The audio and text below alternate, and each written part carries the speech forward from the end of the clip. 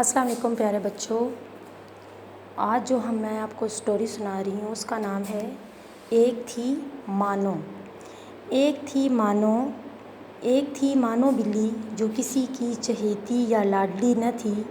اس نے شہر کے ایک کباڑ خانے میں آنکھ کھولی اور پھر اپنی ماں اور دوسرے بہن بھائیوں کے ساتھ مختلف جگہوں کی تبدیلی کے بعد ایک قصاب کی دکان کے پاس گندے نالے پر رہنے لگی۔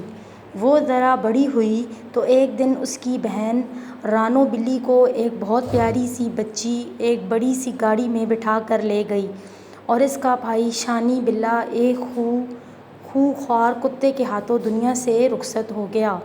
وہ ذرا بڑی ہوئی تو اس کی ماں اسے چھوڑ کر چلی گئی۔ مانو بلی کئی بار اپنی ماں کے پاس گئی کہ شاید اسے پہچان لے، لیکن وہ اسے ہمیشہ اجنبی بن کر ملتی اور مار پیٹ کر بھگا دیتی۔ مانو بلی نے بھی آہستہ آہستہ اپنی ماں کو بھلا دیا اور یوں ہی گلیوں میں آوارہ پھرنے لگی۔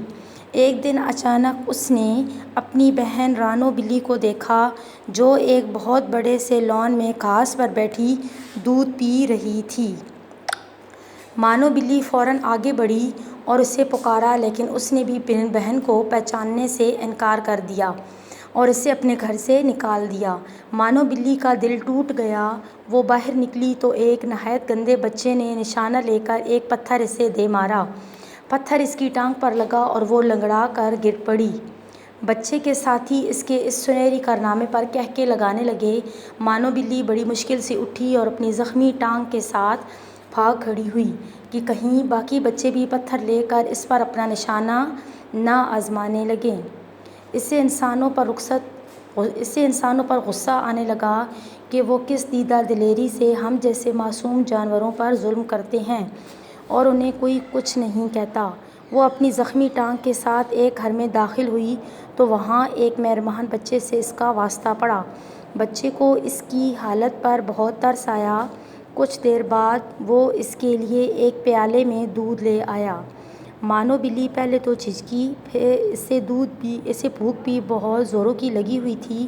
اس نے بچے کی طرف دیکھا جو دور جا کھڑا ہوا تھا۔ مانو بلی نے تھوڑا سا دودھ پیا تو اس کی بھوک اور زیادہ جاگ اٹھی۔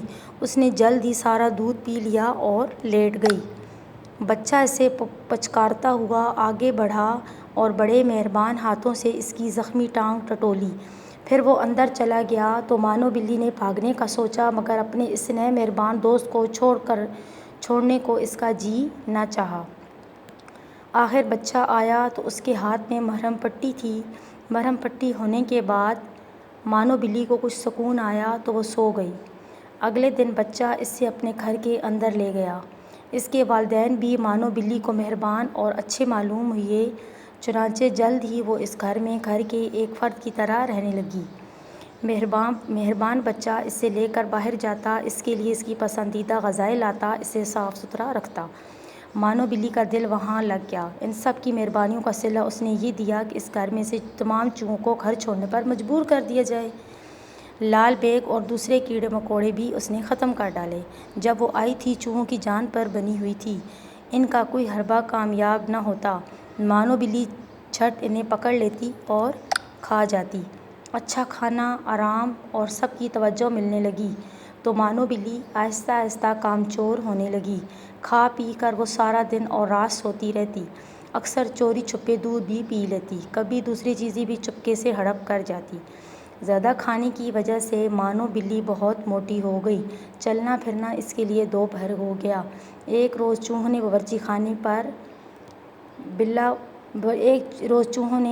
باورچی خانے میں بلا بولا تو مانو بلی اس کے پیچھے دوڑی، مگر جلد ہی تھک گئی۔ چوہے بھی مانو بلی کی کمزوری جان گئے تھے۔ وہ ہر روز ادھر ادھر پھرتے اور مانو بلی انہیں پکڑ نہ پاتی کیونکہ وہ بہت موٹی ہو گئی تھی۔ دوڑنے سے اس کا سانس پھول جاتا اور وہ تھک جاتی۔ ایک دن اس نے اپنے گھر والوں کو کہتے سنا کہ مانو بلی کو واپس چھوڑ دینا چاہیے کیونکہ یہ کسی کام کی نہیں رہی۔ اتنا سن کر اس کے ہوش اڑ گئے۔ اسے اپنی آوارہ گردی اور غریبی کے دن یاد آ گئے۔ اسے انسانوں کی خود غرضی پر غصہ آیا، لیکن قصور اس کا اپنا بھی تھا۔ چنانچہ اگلے دن سے اس نے زیادہ کھانا پینا چھوڑ دیا اور باقاعدگی سے روزانہ بھاگنا، دوڑنا، ورزش کرنا شروع کر دی۔ سستی کاہلی چھوڑ کر کام کو اپنا لیا اور پھر جلد ہی وہ دوبارہ چوہوں کے لیے خطرے کا نشان اور گھر والوں کی آنکھ کا تارا بن گئی۔